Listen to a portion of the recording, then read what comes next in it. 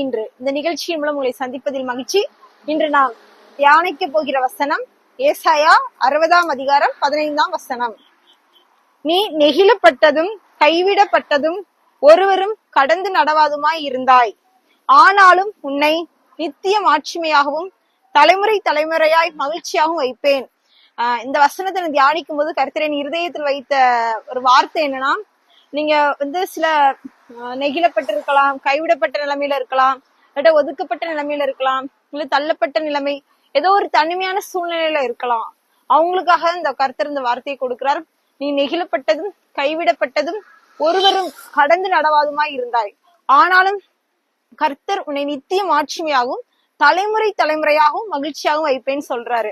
அப்போ நம்ம பார்க்கும்போது வேதாகமத்துல நகோமி, ரூத் அவங்க தன் கணவரை இழந்து, நகோமிங்கிறவங்க தன் கணவரையும் தன் மகன்களையும் இழக்கிறாங்க. ரூத்ங்கிற பெண்மணி தன் கணவரை இழக்கிறாங்க. ரெண்டு பேருடைய நிலைமை என்னன்னா, ஒரு கைவிடப்பட்ட நிலைமை, ஒரு தனித்து விடப்பட்ட நிலைமை, அப்புறம் ஒரு ஒதுக்கப்பட்ட நிலைமை.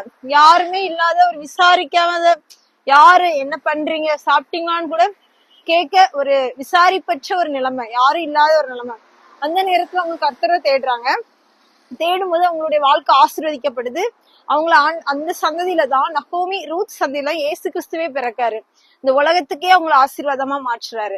அது போல நீங்க ஒரு கைவிடப்பட்ட நிலைமையில இருக்கலாம், ஒரு தனிமையான ஒரு நிலைமையில இருக்கலாம், யாருமே இல்லாத ஒரு சூழ்நிலையில இருக்கலாம், என்ன செய்ய எதிர்காலத்தை குறிச்சு ஒரு பயந்த சூழ்நிலையில இருக்கலாம்.